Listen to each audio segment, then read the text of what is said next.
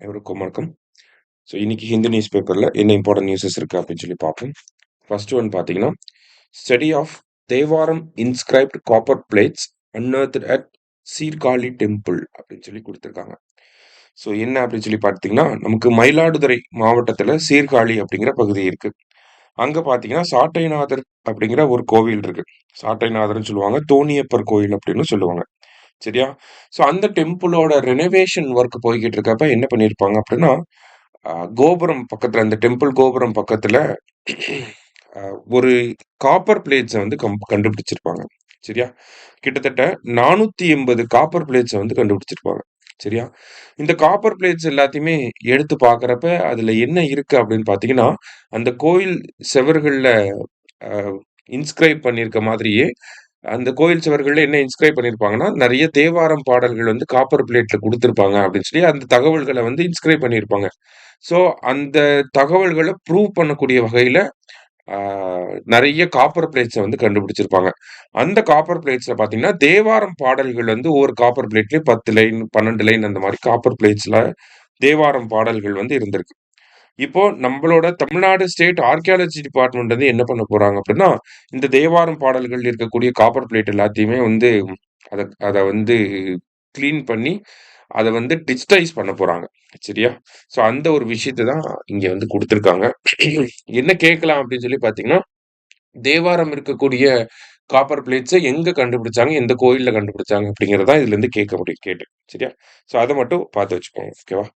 அடுத்ததா பார்த்தீங்க அப்படின்னா, நமக்கு முக்கியமா கியான் பாரதம் மிஷன் அப்படின்னு சொல்லி குடுத்துருக்காங்க. ஓகேவா? ஸோ கியான் பாரதம் மிஷன் அப்படின்னா என்ன அப்படின்னு சொல்லி பார்த்தீங்கன்னா, it is a flagship initiative of ministry of culture அப்படின்னு சொல்லி குடுத்துருக்காங்க. ஓகேவா? ஸோ எந்த மினிஸ்ட்ரிக்கு கீழ வருது அப்படின்னா, மினிஸ்ட்ரி ஆஃப் கல்ச்சருக்கு கீழ வருது.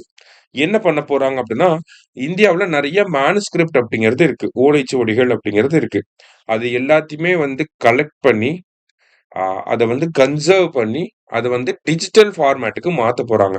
டிஜிட்டல் ஃபார்மேட்டுக்கு மாத்தி, ஒரு நேஷனல் டிஜிட்டல் ரெபாசிட்டரி அப்படிங்கிறத கிரியேட் பண்ண போறாங்க. இந்தியால இருக்கக்கூடிய எல்லா விதமான ஓலைச்சுவடிகளையும் கலெக்ட் பண்ணி, அத டிஜிடைஸ் பண்ணி, ஒரு ரெபாசிட்டரிய வந்து கிரியேட் பண்ண போறாங்க. ஸோ தட் நம்ம எப்ப வேணாலும் அந்த ஓலைச்சுவடிகள்ல இருக்கக்கூடிய தகவல்கள வந்து எடுத்து பார்த்துக்கிற வகையில. சரிங்களா? அதுதான் இந்த கியான் பாரதம் அப்படிங்கிற இந்த திட்டம்.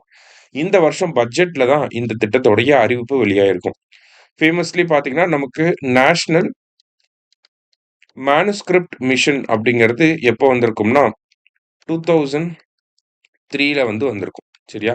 நேஷனல் மேனுஸ்கிரிப்ட் மிஷன் கையெழுத்து பிரதிகள் அப்படின்னு தமிழ்ல சொல்லுவாங்க. சரியா? ஸோ இந்த நேஷனல் மேனுஸ்கிரிப்ட் மிஷன் அப்படிங்கிறது 2003ல வந்திருக்கும். அந்த திட்டத்தோட ஒரு ரீவாம்ப்டு வெர்ஷன் தான் இந்த கியான் பாரதம் அப்படிங்கிற இந்த திட்டம். சரியா? ஸோ அவங்க இப்போ நெறைய காலேஜஸோட எம்ஓயு வந்து சைன் பண்ண போறாங்க. ஸோ தட் இந்த டிஜிடைசேஷன் ப்ராசஸ வந்து ஸ்பீடா பண்ணி முடிக்கிறதுக்காக. சரியா? ஸோ இதுதான் இன்னைக்கு நியூஸ் பேப்பர்ல இருந்த 2 முக்கியமான விஷயங்கள். நாளைக்கு நியூஸ் பேப்பர்ல மீட் பண்ணலாம். Thank you. Suresh IAS academy வெற்றியின் முகவரி.